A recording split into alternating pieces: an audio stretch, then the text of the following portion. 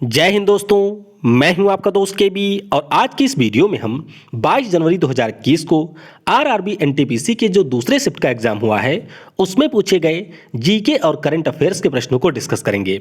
तो यहां पर हम लोग वीडियो की शुरुआत करें उससे पहले मैं आपको बता दूं कि आज जो पहले शिफ्ट का एग्जाम हुआ है या फिर हम लोग दूसरे शिफ्ट के एग्जाम की बात करते हैं, दोनों ही शिफ्ट में जो यहां पर प्रश्न पूछे गए हैं उनमें से 10 से 15 प्रश्न ऐसे हैं जो कि काफ़ी ज़्यादा टफ थे। यानी कि आप कह सकते हैं कि कुछ प्रश्न ऐसे थे जिनको काफ़ी ज़्यादा घुमा करके पूछा गया था और कुछ प्रश्न आपके ऐसे थे जिनका उत्तर देना शायद संभव नहीं था। तो ये मैं आपको पहले भी बता चुका हूं कि 40 के 40 प्रश्न आपको नहीं करने होते हैं। आप हमेशा ये टारगेट बना के चलिए कि कम से कम 30 प्रश्नों को आपको यहां पर सही करना है और इसी टारगेट के साथ में आपको आगे बढ़ना है। तो चलिए इस वीडियो की हम शुरुआत करते हैं। इसकी जो पीडीएफ फाइल है वह आपको मिल जाएगी टेलीग्राम के ऊपर। तो टेलीग्राम पर आपको सर्च करना है केवी गुरुजी, जहां से आप इसके पीडीएफ को डाउनलोड कर सकते हैं। तो चलिए पहले प्रश्न के साथ में शुरुआत करते हैं। तो पहला प्रश्न पूछा गया था कि ए.आर. रहमान को किस वर्ष ऑस्कर पुरस्कार दिया गया था। तो ऑस्कर पुरस्कार से काफ़ी ज़्यादा प्रश्न देखने को मिल रहे हैं, तो इस टॉपिक को थोड़ा अच्छे से पढ़ लीजिएगा। तो ए.आर. रहमान की अगर हम लोग बात करते हैं तो इनको ऑस्कर पुरस्कार मिला था वर्ष 2009 में। कब? 2009 में इन्हें यह पुरस्कार मिला था। हालांकि नामित इनको 2011 में भी किया गया था। तो आपको ध्यान रखना है कि 2009 में कुल मिलाकर के 2 ऑस्कर पुरस्कार इनको दिए गए थे। एक तो मिला था जय हो सॉन्ग के लिए, आप सभी ने शायद सुना भी होगा सॉन्ग को। तो स्लम डॉग मिलेनियर नाम की एक मूवी थी, इसमें एक गाना इनका था जिसका नाम था जय हो। तो जय हो सॉन्ग के लिए इन्हें मिला था। और जय हो सॉन्ग के अलावा जो स्लम डॉग मिलेनियर मूवी थी इसमें बेस्ट ओरिजिनल स्कोर के लिए भी इन्हें पुरस्कृत किया गया था। तो ये पॉइंट आपको यहां से ध्यान रखना है। फिर पूछा गया था कि पहली सोशल मीडिया साइट्स कौन सी है। तो आप में से कई सारे लोगों ने इस साइट्स का नाम भी नहीं सुना होगा, मैंने भी नहीं सुना था। तो इस साइट का नाम है 6degrees.com। क्या है? 6degrees.com। और ये दुनिया की पहली सोशल मीडिया साइट थी जिसे 1997 में लॉन्च किया गया था। तो इसके बारे में भी आप थोड़ा सा ध्यान रखेंगे। और अगर आने वाले समय में आप भी आरआरबी एनटीपीसी का एग्जाम देते हैं और प्रश्नों को आप मेरे साथ में शेयर करना चाहते हैं तो इस व्हाट्सएप नंबर के ऊपर आप शेयर कर सकते हैं। प्रश्नों को आप रिकॉर्ड करके वॉइस फॉर्मेट में भी भेज सकते हैं या फिर टेलीग्राम का आपको लिंक मिलेगा, वहां पर भी आप प्रश्नों को शेयर कर सकते हैं। तो ये हैं उन लोगों के नाम जिनके द्वारा आज के इस वीडियो में प्रश्नों को शेयर किया गया है। अगला प्रश्न पूछा गया था कि किस योजना के तहत 18 से 70 वर्ष की आयु के लोगों के लिए 2 लाख रुपए की दुर्घटना बीमा कवर का प्रावधान किया गया है। तो ये भी आप कह सकते हैं एक प्रकार से घुमा करके प्रश्न पूछा गया था। और इस बीमा योजना का नाम है पीएम सुरक्षा बीमा योजना। क्या नाम है? पीएम सुरक्षा बीमा योजना। अब इस योजना की बात करते हैं तो 8 मई 2015 को कोलकाता में पीएम नरेंद्र मोदी के द्वारा इसे लॉन्च किया गया था। इस योजना के अंतर्गत 12 रुपए का वार्षिक प्रीमियम देना होता है अगर कोई व्यक्ति 18 से 70 वर्ष की आयु का है और वहां पर अगर उस व्यक्ति की डेथ हो जाती है या फिर वह परमानेंट डिसेबल हो जाता है तो उसके परिजन को 2 लाख रुपए, और अगर वह आंशिक रूप से डिसेबल होता है तो वहां पर 1 लाख रुपए दिए जाते हैं। तो योजनाओं के बारे में आपको अच्छे से ध्यान रखना है। और कल मेरी एक वीडियो आएगी जिसमें हम लोग वर्ष 2000 से लेकर के कुल मिलाकर के 60 से 70 योजनाओं को बहुत ही कॉम्प्रिहेंसिव वे में कवर करेंगे। तो उस वीडियो को आप जरूर देख लीजिएगा। फिर पूछा गया था कि लाला लाजपत राय जी का जो डेथ हुई थी वह किस बिल के विरोध में या किसके विरोध में हुआ था। तो ये हमारे यहाँ पर आया था साइमन कमीशन। क्या था? Simon commission. इसी के विरोध में जो लाठीचार्ज हुआ था वहां पर लाला लाजपत राय जी की डेथ हुई थी। हुई कब थी? तो 17 नवंबर 1928 को वर्तमान में जो पाकिस्तान का लाहौर शहर है वहां पर इनका डेथ हुआ था। फिर पूछा गया था कि किस योजना के अंतर्गत जो भी हमारे देश के किसान हैं उनको 6,000 रुपए दिए जाते हैं। तो ध्यान रखिएगा इस योजना का नाम है पीएम किसान। क्या है? पीएम किसान या पीएम किसान सम्मान निधि योजना। और इसे प्रधानमंत्री नरेंद्र मोदी के द्वारा 1 फरवरी 2019 को लॉन्च किया गया था उत्तर प्रदेश के गोरखपुर से। कहां से? उत्तर प्रदेश के गोरखपुर जिले से इसे लॉन्च किया गया था। फिर पूछा गया था ऑस्कर पुरस्कारों के लिए नामित आखिरी भारतीय फिल्म कौन सी थी। अब वैसे अगर हम लोग ऑस्कर पुरस्कारों के लिए नामित भारतीय फिल्मों की बात करें तो कई सारी फिल्में नामित हो चुकी हैं। आखिरी फिल्म की बात करते हैं तो 2019 के लिए गली बॉय नामित हुई थी और 2020 के लिए जली कट्टू यहां पर नामित हुई है। और आपको ध्यान रखना है कि जब हम किसी फिल्म की बात करते हैं तो हम यहाँ पर इंटरनेशनल फीचर फिल्म की कैटेगरी में उसकी बात कर रहे होते हैं। तो ये पॉइंट आपको ध्यान रखना है। कई बार ये भी पूछा जा चुका है कि पहली फिल्म कौन थी, तो पहली फिल्म थी मदर इंडिया। कौन सी थी? Mother India. ये 1957 में नामित हुई थी। सलाम बॉम्बे की बात करते हैं तो 1988 में नामित हुई थी।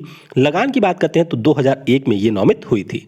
और ध्यान रखिएगा जल्लीकट्टू मूवी के बारे में, जो कि 2020 में 2021 वाले के लिए नामित हुई है। अगला प्रश्न पूछा गया था कि उज्जैन शहर किस नदी के किनारे स्थित है।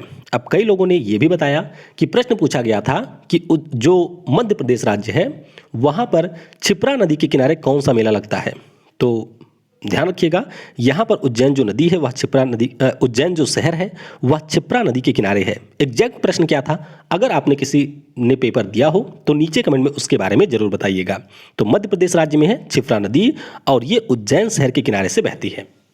फिर पूछा गया था कि जो हमारा सिल्वर होता है यानी कि जो चांदी होती है उसका रंग काला क्यों हो जाता है। तो जो हमारी चांदी होती है वह एयर के साथ में अपक्रिया करती है और एयर के प्रेजेंट में H2S के साथ में अपक्रिया होती है और इसी के कारण इसका जो रंग है वह पड़ जाता है काला। क्या हो जाता है? काला यहाँ पर हो जाता है। तो ये आपको ध्यान रखना है कि हाइड्रोजन सल्फाइड इसके लिए जिम्मेदार होता है।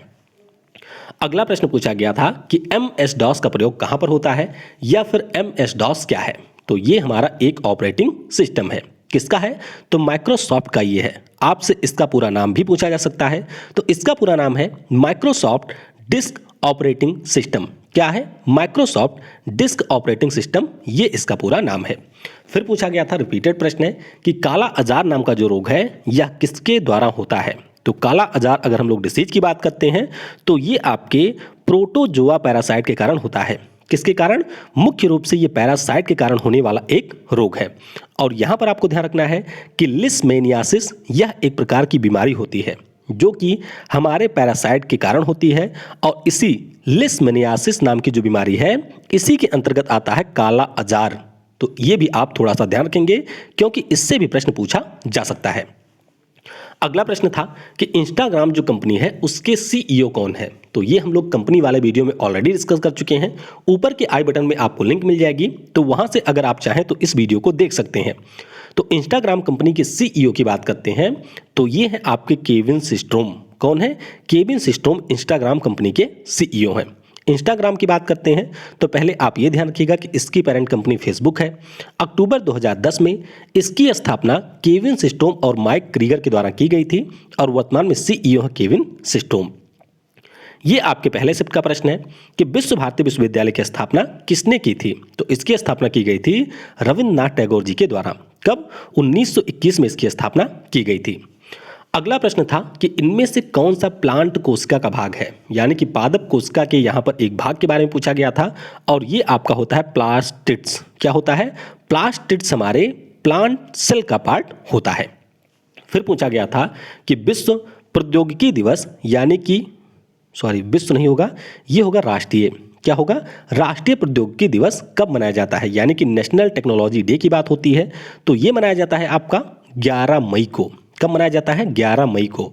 और पावर प्लांट वाले वीडियो में मैंने आपको बताया था कि 11 मई 1998 को ऑपरेशन शक्ति के अंतर्गत हमारे यहाँ पर दूसरा परमाणु परीक्षण किया गया था राजस्थान के पोखरण में और इसीलिए हम लोग 11 मई को राष्ट्रीय प्रौद्योगिकी दिवस मनाते हैं। तो ये पॉइंट भी आप यहाँ पर ध्यान रखेंगे। अगला प्रश्न पूछा गया था कि पेटा की स्थापना किस वर्ष हुई थी। तो जानवरों की रक्षा के लिए कार्य करने वाली यह एक संस्था है जिसकी स्थापना हुई थी 22 मार्च 1980 को। कब? 22 मार्च 1980 को इसकी स्थापना हुई थी। पेटा के द्वारा पर्सन ऑफ द ईयर भी चुना जाता है और 2019 के लिए जोकिन फिनिक्स पेटा के द्वारा पर्सन ऑफ द ईयर चुने गए थे और cricketer Virat Kohli PETA person of the year India के लिए चुने गए थे। तो ये पॉइंट आपको ध्यान रखना है और नीचे कमेंट में बताना है आपको कि पेटा का पूरा नाम क्या है। पेटा का पूरा नाम क्या है ये आप नीचे कमेंट में बताएंगे। बाकी अगर हम लोग मुख्यालय की बात करते हैं तो ये आपको नॉरफोल्क जो कि वर्जीनिया राज्य का एक शहर है, यहाँ पर मिलेगा। फाउंडर कौन है? तो इनग्रिड न्यूकर्क और एलेक्स पचेको ये इसके संस्थापक हैं। एक फिर प्रश्न दिवस से पूछा गया था। तो सुबह वाले शिफ्ट में भी 2 प्रश्न दिवस से आए थे और इस टाइम वाले शिफ्ट में भी 2 प्रश्न आए हैं दिवस से। तो पूछा गया था कि विश्व वन्य जीव दिवस कब मनाया जाता है, यानी कि वर्ल्ड वाइल्ड लाइफ डे कब मनाया जाता है। तो ये आपका होता है 3 मार्च को। कब होता है? 3 मार्च को वर्ल्ड वाइल्ड लाइफ डे मनाया जाता है। फिर पूछा गया था सुबह के शिफ्ट में कि इनमें से कौन सी अवांछित बल्क ईमेल होती है। तो जो आपके ईमेल चले जाते हैं स्पैम में, वही हमारे अवांछित बल्क ईमेल होते हैं। तो सही उत्तर होगा इसका स्पैम। अगला प्रश्न पूछा गया था कि इनमें से किस व्यक्ति को 2020 में पद्म विभूषण पुरस्कार मिला था। तो ये हम लोग कई बार डिस्कस कर चुके हैं ऑलरेडी, इससे कई बार प्रश्न भी पूछा जा चुका है एनटीपीसी में। तो 2020 में कुल मिलाकर के 7 लोगों को पद्म विभूषण पुरस्कार मिला था। कितने लोगों को? 7 लोगों को यह पुरस्कार मिला था। कौन कौन थे? तो मैरी कॉम है, उसके अलावा अरुण जेटली हमारे पूर्व वित्त मंत्री, जॉर्ज फर्नांडिस ये भी पूर्व कैबिनेट मंत्री रह चुके हैं, विश्वेश्वर तीर्थ स्वामी, चन्नू लाल मिश्रा, सुषमा स्वराज और मॉरिशस के पीएम और राष्ट्रपति अनिरुद्ध जगन्नाथ को 2020 में भारत के दूसरे सर्वोच्च पुरस्कार पद्म विभूषण से सम्मानित किया गया था। तो सभी के नाम आपको यहाँ पर याद रखने हैं। फिर सुबह के शिफ्ट में पूछा गया था कि कौन सी गैस है जो कमरे के तापमान पर ग्रीनिश येलो रंग की होती है। तो इस गैस का नाम है फ्लोरीन। कौन सी? फ्लोरीन। ये हमारे जो फ्लोरीन फैमिली के एलिमेंट होते हैं उसका पार्ट है। एटॉमिक नंबर इसका होता है 9। तो ये भी आप यहाँ पर याद रखेंगे। फिर पूछा गया था सुबह के शिफ्ट में कि उत्तरी ध्रुव से अगर हम लोग भूमध्य रेखा की ओर चलते हैं तो यहाँ पर जो आपको वन मिलेंगे इनका क्रम क्या होगा। तो ये आप कह सकते हैं काफ़ी ज़्यादा टफ प्रश्न था। और यहाँ पर आपसे पूछा गया था कि मान लीजिए ये हमारा हो गया नॉर्थ पोल और यहाँ पर आपको मिलेगा इक्वेटर। तो अगर हम लोग उत्तरी ध्रुव से आते हैं इक्वेटर की तरफ तो यहाँ पर जो हमारे वन होते हैं यानी कि जो आपके बायोम होते हैं उनका क्रम कैसा होगा। तो सबसे पहले आपको आर्कटिक मिलेगा, फिर आपको यहाँ पर टैगा मिलता है, उसके बाद में समशीतोष्ण हमारे वन क्षेत्र मिलते हैं और फिर आपका आता है बिल्कुल इक्वेटर के पास में उष्णकटिबंधीय वन क्षेत्र। तो इस प्रकार के प्रश्न काफ़ी ज़्यादा टफ होते हैं। फिर पूछा गया था कि सिक्किम किस संविधान संशोधन के द्वारा भारतीय संघ में शामिल हुआ था। तो ये आपके 36वें संविधान संशोधन के द्वारा शामिल हुआ था। तो ध्यान रखिएगा 16 मई 1975 को जो हमारे यहाँ पर 36वां संविधान संशोधन हुआ था उसके द्वारा 22वें राज्य के रूप में सिक्किम को भारतीय संघ में शामिल किया गया था। तो ध्यान रखेंगे ये 22वें राज्य के रूप में शामिल हुआ था। फिर पूछा गया था कि भारत के किस राष्ट्रपति के चुनाव में दूसरे चरण की मतगणना हुई थी। अब ये मामला है क्या? देखिए जो हमारे राष्ट्रपति का चुनाव होता है उसमें हमारे जो भी लोग वोट देते हैं यानी कि सांसद हो गए या फिर हमारे विधायक होते हैं निर्वाचित वाले, तो वह लोग यहाँ पर अपने प्रेफरेंस को चुनते हैं। क्या करते हैं? अपने प्रेफरेंस को चुनते हैं। तो मान लीजिए कि 2 कैंडिडेट यहाँ पर हैं, 2 नहीं 3 कैंडिडेट हैं मान लीजिए, और उनके बीच में यहाँ पर जो चुनाव हुआ, काउंटिंग हुई वोटों की, तो पहले चरण की काउंटिंग के बाद में वहां पर कोई विजेता नहीं हुआ यानी कि 50+1 वोट उसे नहीं मिले हैं। तो उस स्थिति में दूसरे राउंड की काउंटिंग होती है। तो ये हमारे दूसरे चरण की मतगणना हुई थी BV गिरी के समय में। तो एकमात्र भारत के राष्ट्रपति हैं जो कि दूसरे चरण की मतगणना में जीते थे। हराया किसको था इन्होंने? तो नीलम संजीवन रेड्डी को हराया था और 1969 में ये राष्ट्रपति बने थे। फिर पूछा गया था एक फोक डांस के बारे में कि बाडो छम किस राज्य का लोक नृत्य है। तो ध्यान रखिएगा ये आपके अरुणाचल प्रदेश का एक लोक नृत्य है। कहाँ का? अरुणाचल प्रदेश का यह एक लोक नृत्य है। फिर पूछा गया था कि जो हिंदी शक संवत माह होता है यह किस माह से शुरू होता है। तो आप सभी ने पढ़ा होगा, गांव में हमारे चैत कहते हैं और वैसे इसको कहते हैं चैत्र माह। क्या कहते हैं? चैत्र माह से हिंदी शक संवत की शुरुआत होती है और जो आपका फाल्गुन होता है, क्या इसे कहते हैं? फाल्गुन या ऐसे कुछ कहते हैं, यहां पर जाकर के ये समाप्त होता है। फिर सुबह वाले शिफ्ट में पूछा गया था कि इनमें से कौन सी सोशल नेटवर्किंग और माइक्रो ब्लॉगिंग वेबसाइट नहीं है। तो आपको ध्यान रखना है कि जो हमारा पिंटरेस्ट है इस पर आप लोग पिक्चर को शेयर करते हैं तो ये हमारी कोई सोशल नेटवर्किंग और माइक्रो ब्लॉगिंग वेबसाइट नहीं है। और यहाँ पर भी जो ऑप्शन दिए गए थे वह काफ़ी ज़्यादा कन्फ्यूजिंग थे। तो इस तरीके से हमने जो भी प्रश्न आज के हमें मिले थे उन सभी को डिस्कस कर लिया है। बाकी जो प्रश्न आपके रात तक मिलेंगे उनको हम लोग कल के एनालिसिस में शामिल कर लेंगे। तो इसीलिए कई बार कुछ प्रश्न ऐसे होते हैं जो आपको अलग शिफ्ट को देखने को मिल जाते हैं। कोशिश मेरी यही रहती है कि मैक्सिमम प्रश्नों को आपके साथ में शेयर किया जाए और जो भी आपके जेन्युइन प्रश्न हो केवल उन्हीं को शेयर किया जाए। तो कल योजना वाली वीडियो आपको सुबह मिलेगी, तो उस वीडियो को आप जरूर देखिएगा। Thanks for watching.